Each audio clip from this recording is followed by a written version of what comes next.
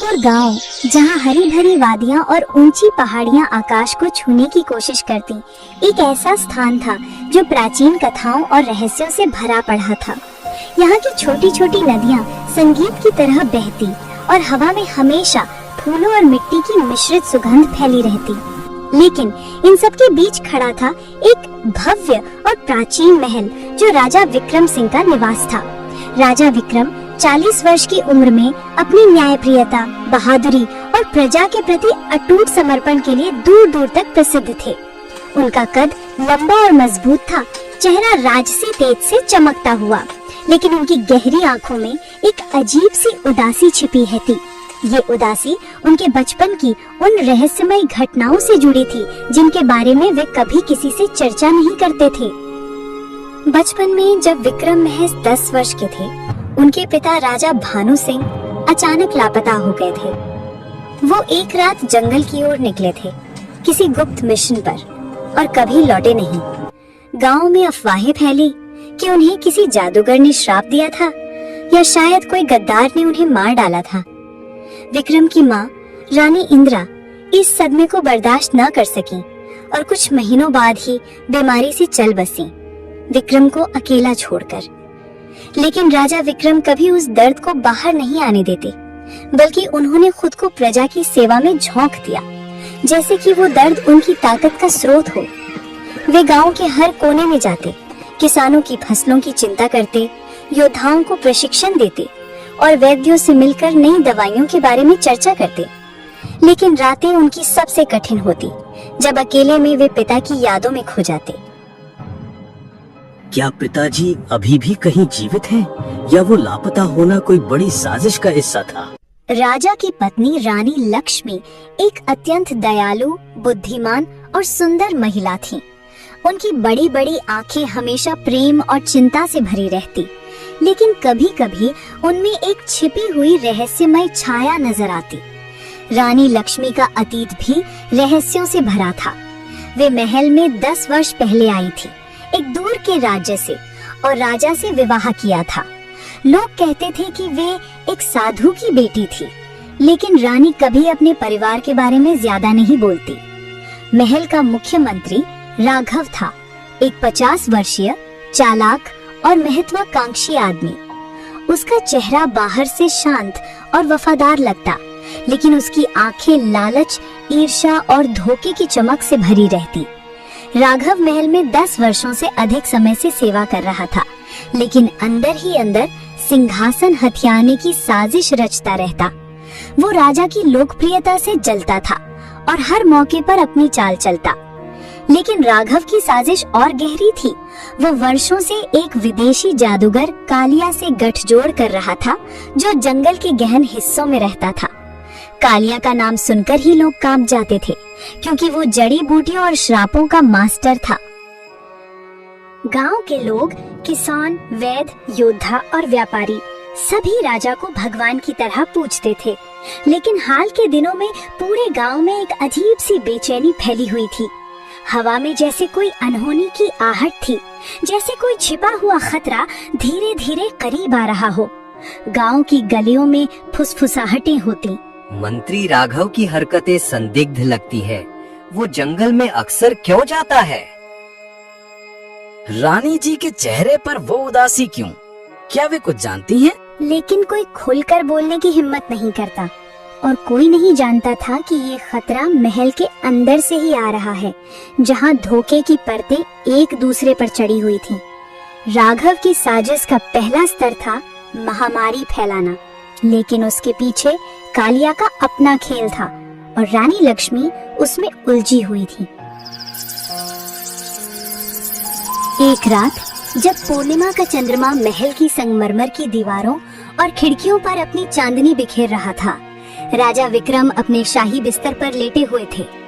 महल की हवा में अगरबत्ती और फूलों की सुगंध फैली हुई थी, लेकिन राजा की नींद गहरी होते हुए भी अशांत थी। वे करवटें बदलते रहते, जैसे कोई अदृश्य ताकत उन्हें परेशान कर रही हो। अचानक एक सपना उन्हें अपनी गिरफ्त में ले लेता है। सपने में वे एक घने और रहस्यमयी जंगल में खड़े थे। जहाँ ऊंचे ऊंचे पेड़ों की शाखाएं आपस में इतनी उलझी हुई थीं कि दिन में भी अंधेरा छाया रहता। हवा में एक अजीब सी सुगंध थी, जैसे कोई प्राचीन जड़ी बूटियों का मिश्रण, और दूर से किसी जंगली जानवर की गुर्राहट सुनाई दे रही थी।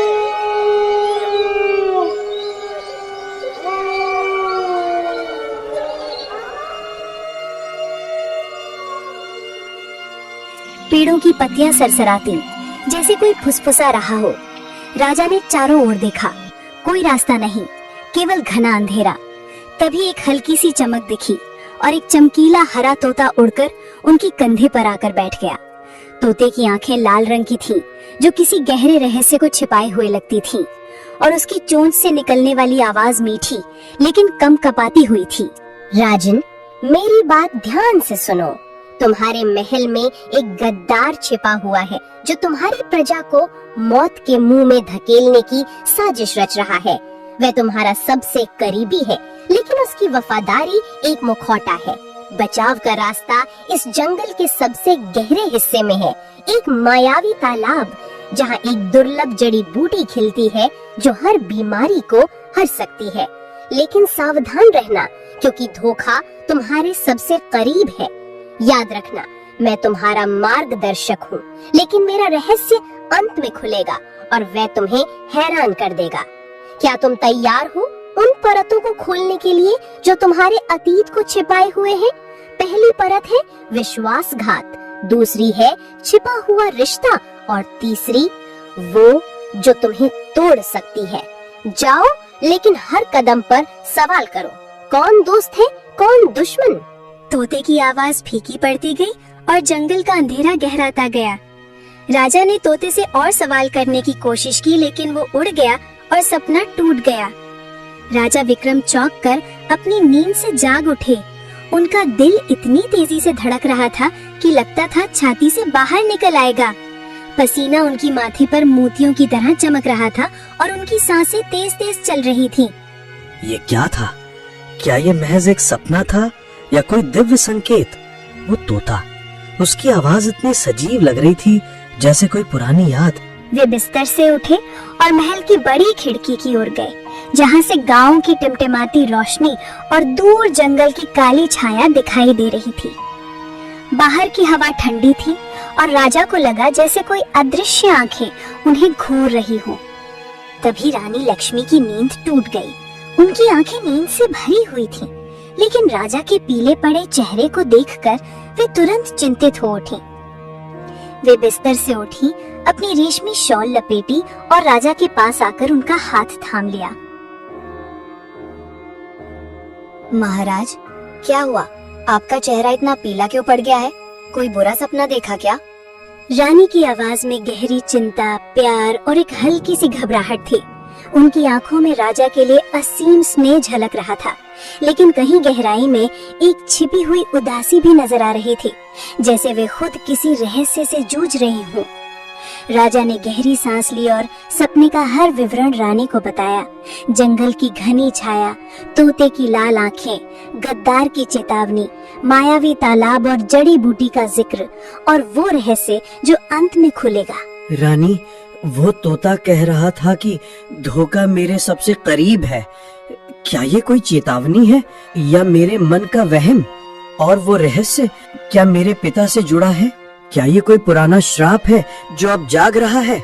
महाराज, सपने कभी कभी देवताओं के संदेश होते हैं, लेकिन डरिए मत, मैं आपके साथ हूँ। सुबह मंत्री राघव से सलाह लीजिए, वे बुद्धिमान हैं और शायद इस सपने की व्याख्या कर सकें। लेकिन क्या आपको लगता है कि ये आपके पिता की लापता होने से जुड़ा है? मैंने सुना है कि जंगल में कई रहस्य छिपे हैं और आपके पिता की कहानी भी उसी से जुड़ी है।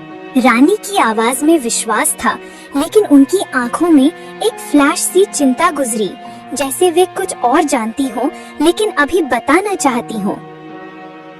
राजा ने सहमति में सिर हिलाया, लेकिन रात भर नींद नहीं आई। वे सोचते रहे, गद्दार कौन हो सकता है? महल में तो सभी वफादार लगते हैं।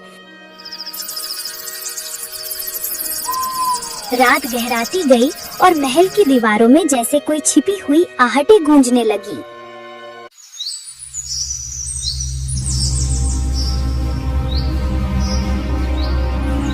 अगली सुबह सूरज की पहली किरणों के साथ महल के भव्य सभागार में एक आपात सभा बुलाई गई। सभागार की दीवारें सोने की नक्काशी से सजी हुई थीं।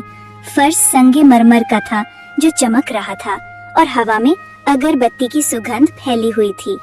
महल के दरबारी, योद्धा और वैद्य इकट्ठा थे, लेकिन माहौल में एक तनाव था। मंत्री राघव समय पर पहुंचा। उसका चेहरा हमेशा की तरह शांत और विनम्र लग रहा था, लेकिन उसकी आंखों में एक चालाक चमक थी जो छिप नहीं पा रही थी। वह झुककर राजा को सलाम करता है। महाराज, आपने इतनी सुबह बुलाया, क्या कोई गंभीर समस्या है या कोई सपना? राघव की आवाज में झूठी विनम्रता और उत्सुकता थी, लेकिन अंदर से वो खुश था। उसे लग रहा था कि यह मौका उसके लंबे समय से चल रही साजिश को और मजबूत कर सकता है। राघव की साजिश गहरी थी। वो न केवल सिंहासन हथियाना चाहता था, बल्कि उसके पीछे एक बड़ा रहस्य था। वर्षों पहले राघव ने राजा के पिता के लापता होने में भूमिका निभाई थी और अब वो उसी रहस्य को छिपाए हुए था। उसने कालिया से गठजोड़ किया था, जो एक जहरीली जड़ी बूटी का इस्तेमाल करके गांव में महामारी फैलाने वाला था। लेकिन राघव को ये नहीं पता था कि कालिया खुद उसे धोखा देने की योजना बना रहा था और रानी लक्ष्मी को इस सब का अंदाजा था, क्योंकि कालिया उसका सौतेला भाई था। रानी वर्षों से चुप थी, लेकिन अब उसका विवेक जाग रहा था। राजा ने सपने का हर विवरण मंत्री को बताया। मंत्री जी, ये सपना मुझे चैन नहीं लेने दे रहा। एक तोता, गद्दार की चेतावनी, मायावी तालाब और जड़ी बूटी। क्या आप इसका अर्थ निकाल सकते हैं? और वो रहस्य जो अंत में खुलेगा, क्या ये मेरे पिता से जुड़ा है या कोई नई साजिश? राजा की आवाज गंभीर थी। उनकी आंखों में चिंता साफ झलक रही थी, लेकिन साथ ही एक जांचती हुई नजर भी थी, जैसे वे राघव की प्रतिक्रिया परख रहे हों। राघव ने एक पल सोचने का नाटक किया और फिर मुस्कुराते हुए कहा, महाराज, सपने तो अक्सर मन की उपज होते हैं। शायद आपकी प्रजा की भलाई की चिंता आपको ऐसे सपने दिखा रही है। लेकिन अगर आप चिंतित हैं, तो मैं एक प्रसिद्ध ज्योतिषी को बुलाता हूँ या फिर खुद जंगल की जांच करवाता हूँ। आप निश्चिंत रहिए, मैं सब संभाल लूंगा। लेकिन क्या तोते ने कुछ और कहा, जैसे कोई पुराना रहस्य? क्या यह आपके पिता की लापता होने से जुड़ा है? मुझे याद है, वो घटना के बाद जंगल में कई अफवाहें फैली थी। राघव की मुस्कान के पीछे ईर्ष्या छिपी थी। वो राजा की लोकप्रियता से जलता था और इस मौके को अपनी साजिश के लिए इस्तेमाल करना चाहता था। लेकिन उसकी आवाज में एक हल्की सी कंपकपी थी, जैसे वो डर रहा हो कि कहीं सपना उसकी साजिश पर रोशनी न डाल दे। सभा में अन्य दरबारी भी अपनी राय रखते। वफादार योद्धा गोविंद, जो राजा का सबसे भरोसेमंद साथी था, बोला, महाराज, ये सपना कोई संकेत लगता है। जंगल में जाना चाहिए, लेकिन सावधानी से। मंत्री जी की बात सही है, लेकिन मैं आपके साथ चलूंगा। गोविंद की आवाज में दृढ़ता थी, लेकिन वो राघव पर शक की नजर रखे हुए था। वैद्य हरिदास ने कहा, महाराज, जड़ी बूटी का जिक्र सुनकर लगता है कि कोई बीमारी आने वाली है। मैं तैयार हूँ। लेकिन सभा समाप्त हुई और राजा के मन में शक का बीज बो दिया गया। क्या राघव ही गद्दार है? नहीं, वह तो वर्षों से वफादार है, लेकिन उसकी आंखों में कुछ गड़बड़ लग रही थी। और रानी भी सभा में चुप रहीं, लेकिन उनकी आंखें कुछ कह रही थीं। सभा के बाद राघव गुप्त रूप से कालिया से मिलने की योजना बनाता है, जबकि रानी अकेले में सोचती है, मुझे बताना चाहिए, लेकिन अगर मेरा रहस्य खुल गया तो? उसी शाम गांव में अजीब और डरावनी घटनाएं शुरू हो गईं। सबसे पहले एक युवा किसान रामू बीमार पड़ा। वो दिन भर खेत में काम करके थका हारा घर लौटा, कुएं से पानी निकाला और पिया। पानी का स्वाद थोड़ा कड़वा लगा, लेकिन उसने ध्यान नहीं दिया। अचानक उसके शरीर में एक तेज जलन हुई, चक्कर आया और वो जमीन पर गिर पड़ा। उसकी पत्नी सीता, जो घर में खाना बना रही थी, दौड़कर आई और चीख उठी, रामू, हे भगवान, क्या हुआ? उठो ना, तुम्हें क्या हो गया? क्या पानी में कुछ था? सीता की आवाज में घबराहट, डर और गहरा प्यार मिश्रित था। उसकी आंखें आंसुओं से भर गईं और वो रामू को हिलाने लगी। सीता, मेरा शरीर जल रहा है, लाल दाने उभर आए हैं, सांस लेना मुश्किल हो रहा है, कोई जहर कुआं। उसकी आवाज कमजोर और दर्द से भरी हुई थी, जैसे मौत उसके करीब आ रही हो। सीता ने गांव के वैद्य को बुलाया, लेकिन तब तक रामू की हालत और बिगड़ गई। उसके शरीर पर लाल दाने फैल गए, बुखार चढ़ गया और वो बड़बड़ाने लगा। रामू की बीमारी ने गांव में दहशत फैला दी, क्योंकि वो पहला शिकार था, लेकिन आखिरी नहीं। जल्दी ही ये बीमारी पूरे गांव में फैल गई, जैसे कोई अदृश्य जाल बिछा हो जो धीरे धीरे सबको अपने गिरफ्त में ले रहा हो। लोग एक एक करके बिस्तर पर पड़ने लगे। गांव की गलियों में चीख पुकार मच गई। घर घर से कराहने की आवाजें आने लगी। एक बूढ़ी औरत कमला, जो गांव की सबसे उम्रदराज महिला थी और कई पीढ़ियों की कहानियां जानती थी, अपने बेटे के बिस्तर के पास बैठी रो रही थी। हे राम, ये क्या आपदा है? मेरे बेटे को बचा लो। हमने क्या पाप किया कि ऐसी महामारी आई? क्या ये जंगल से आई कोई बुरी आत्मा है? मुझे याद है आपके दादाजी के समय भी ऐसी बीमारी आई थी, जब राजा भानु सिंह लापता हुए थे। क्या ये उसी श्राप का दोहराव है? कमला की आवाज में गहरी निराशा, क्रोध और असहायता थी। उसके चेहरे की झुर्रियां और गहरी हो गई और आंखें लाल हो चुकी थी। कमला की कहानियां गांव में मशहूर थी। वो बताती कि जंगल में एक जादूगर रहता है जो लोगों को तोता बनाकर श्राप देता है, लेकिन अब उसकी अपनी कहानी मौत के कगार पर थी। गांव का वैद्य हरिदास, एक 60 वर्षीय अनुभवी चिकित्सक, घर घर दौड़ रहा था। वो थका हुआ था, लेकिन उसकी आंखों में प्रजा के प्रति समर्पण की चमक थी। एक घर में पहुंचकर वो जांच करता। ये कोई साधारण बीमारी नहीं है, जहर जैसा लगता है। तेज बुखार, लाल दाने, सांस की तकलीफ, कोई दुश्मन की करतूत है। लेकिन इलाज शायद जंगल की जड़ी। लेकिन कौन मिलाएगा जहर कुएं में? मंत्री राघव ने तो कल ही कुआं चेक करने का आदेश दिया था। वैद्य की आवाज में असहायता थी, लेकिन वो हार मानने को तैयार नहीं था। वो सोचता, कहीं ये महल की साजिश तो नहीं? मंत्री राघव की हरकतें संदिग्ध लगती हैं। मैंने उन्हें जंगल जाते देखा है, लेकिन अगर बोला तो मेरी जान खतरे में। लेकिन जोर से कुछ ना कह सका, क्योंकि उसे डर था कि कहीं वो खुद निशाने पर ना आ जाए। एक छोटा बच्चा छोटू, जो अभी 10 साल का था, अपनी माँ से चिपककर कांप रहा था।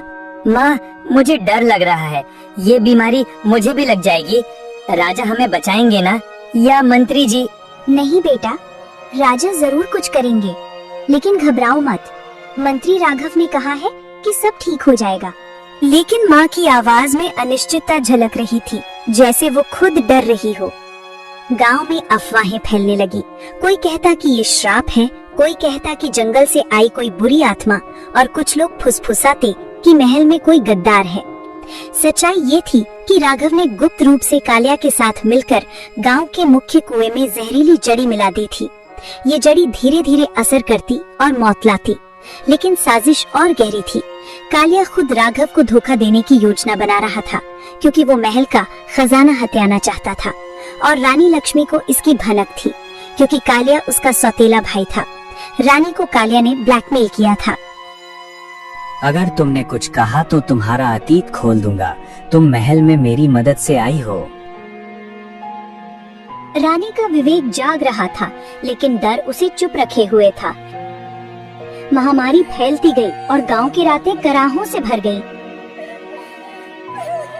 राजा विक्रम को महामारी की खबर मिली तो वे तुरंत महल से निकलकर गांव पहुंचे।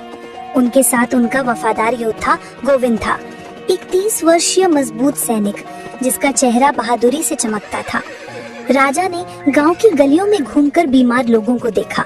उनके चेहरे पीले पड़ चुके थे, शरीर कमजोर और आंखों में मौत का डर। राजा की आंखें नम हो गई। मेरी प्रजा, घबराओ मत, मैं इस बीमारी का इलाज ढूंढूंगा। राजा की आवाज में गहरी चिंता, दृढ़ संकल्प और अपराध बोध था, जैसे वे खुद को दोषी मान रहे हों कि प्रजा की रक्षा न कर सके। एक बीमार आदमी ने बिस्तर से कमजोर स्वर में कहा, महाराज बचाओ हमें, ये मौत की छाया है। कुएं का पानी मंत्री जी ने कहा था सुरक्षित है, लेकिन वो झूठ था। क्या पता चला ये कैसे फैली? क्या कुआं जहर से भरा है और इसका इलाज क्या है? महाराज, हाँ, जहर है, कुएं में मिलाया गया लगता है। इलाज के लिए जंगल की एक दुर्लभ जड़ी बूटी चाहिए, लेकिन रास्ता खतरनाक है और मुझे लगता है कि ये साजिश है, कोई करीबी का हाथ, शायद मंत्री राघव, लेकिन सबूत नहीं। राजा को सपने का तोता याद आया, मायावी तालाब।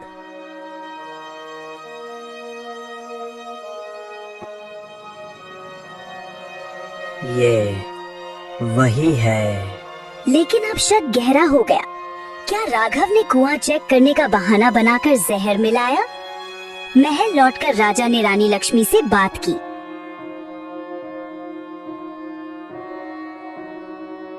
रानी, मुझे जंगल जाना होगा, वो तालाब ढूंढना है, लेकिन मुझे लगता है कि गद्दार महल में है।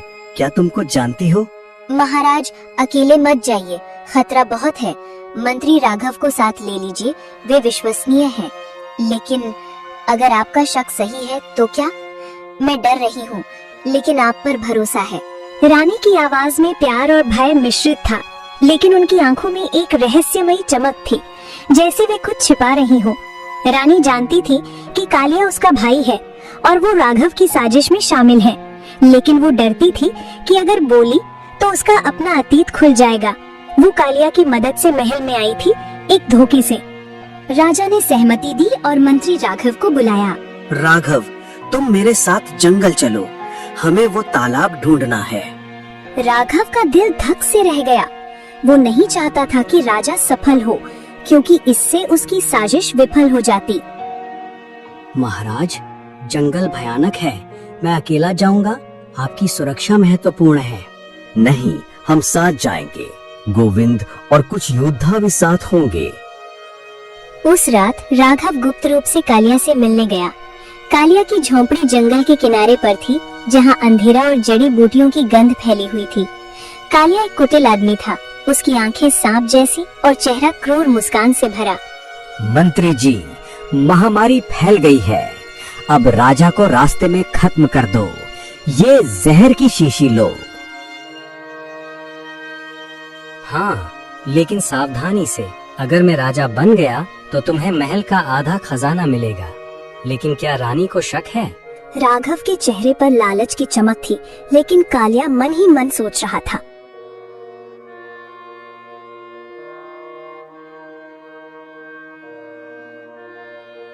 मूर्ख मंत्री, मैं तुम्हें भी धोखा दूंगा। जड़ी बूटी मेरे पास है, मैं खुद राजा बनूंगा। और रानी, वो मेरी बहन है, लेकिन वो चुप रहेगी क्योंकि मैंने उसे ब्लैकमेल किया है। लेकिन अगर वो बोली तो एक और योजना है, उसे भी जहर दे दूंगा। अगले दिन यात्रा शुरू हुई। जंगल का प्रवेश द्वार डरावना था। ऊंचे पेड़, जंगली जानवरों की गुर्राहट और एक अजीब सी सन्नाटा। राजा विक्रम आगे आगे चल रहे थे, उनके मन में प्रजा की चिंता थी।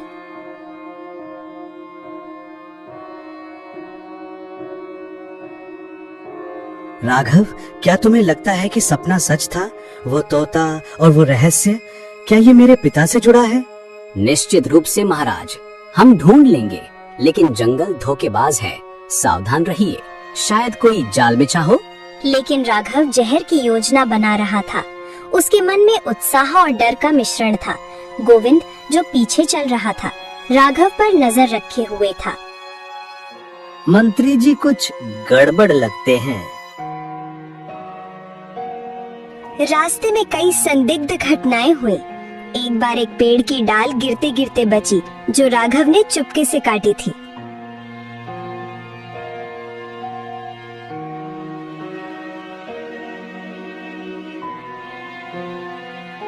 ये संयोग नहीं है, जरूर कुछ गड़बड़ है। फिर एक जहरीली लता राजा के पैर से छू गई। लेकिन गोविंद ने समय रहते काट दी। महाराज सावधान, ये जंगल जीवित लगता है। लेकिन उसका शक राघव पर गहरा होता गया। रास्ते में एक तेज बहती नदी आई। वहां रुककर सबने पानी पीने का फैसला किया। राघव ने चुपके से राजा के पानी में जहर मिला दिया। राजा अब खत्म। लेकिन गोविंद ने राघव की हरकत देख ली थी। ये धोखा है। सस्पेंस बढ़ता गया। क्या गोविंद राजा को बताएगा या राघव का अगला हमला सफल होगा? जंगल और गहरा होता गया। शाम ढल रही थी और हवा में एक ठंडक फैल गई। वे एक पुरानी गुफा में रुके जहाँ प्राचीन चित्रकारी थी, तोते और जड़ी बूटियों की तस्वीरें। ये जगह परिचित लगती है। रात को राजा को फिर वही सपना आया। राजन, गद्दार तुम्हारे साथ है। वो जहर देगा। तालाब पास है, लेकिन धोखे की परतें हैं। मेरा रहस्य तुम्हें हैरान कर देगा। मैं तुम्हारा पिता हूँ, लेकिन और भी कुछ है। रानी, वो भी हिस्सा है।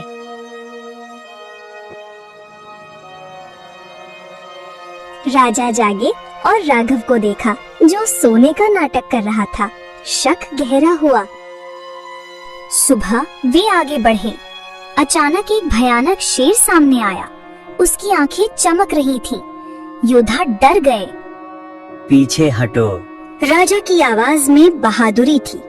वे तलवार निकालकर शेर पर झपटे, लेकिन राघव ने पीछे से धक्का दिया ताकि राजा शेर के मुंह में गिरे। गोविंद ने देख लिया।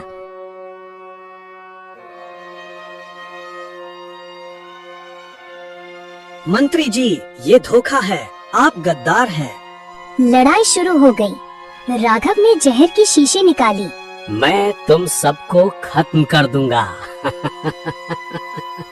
लेकिन योद्धाओं ने उसे पकड़ लिया। महाराज, मुझे माफ कर दो। मैं लालच में आ गया।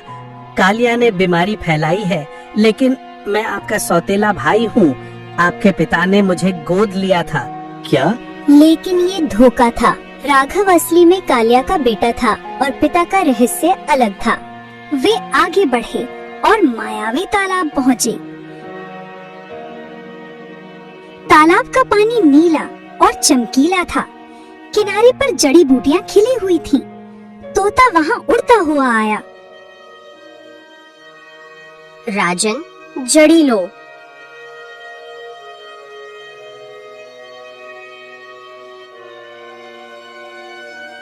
राजा ने जड़ी छुई और तोता बदलकर एक बूढ़ा आदमी बन गया, राजा का पिता।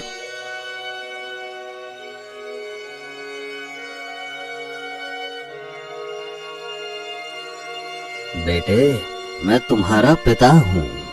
कालिया ने मुझे श्राप देकर तोता बनाया था। राघव उसका बेटा नहीं, मेरा है। महामारी श्राप का हिस्सा थी, लेकिन रानी वह कालिया की बहन है और उसने मुझे बचाने की कोशिश की थी, लेकिन धोखा और गहरा है। रानी ने तुम्हें धोखा दिया है। वो कालिया की साथी थी। पिताजी, रानी, ये धोखा कैसे? खुशी और सदमा, लेकिन सस्पेंस खत्म नहीं। महाराज, मैं कालिया की बहन हूँ। मैंने आपको धोखा नहीं दिया, बल्कि बचाया, लेकिन डर से चुप रही। कालिया ने मुझे मजबूर किया था। जड़ी से गांव ठीक हुआ। राघव और कालिया को सजा मिली। अमरपुर में शांति लौटी। लेकिन राजा अब हर किसी पर शक करते, क्योंकि धोखे की परतें कभी खत्म नहीं होती। धोखे की अनंत परतें क्या कभी खत्म होंगी?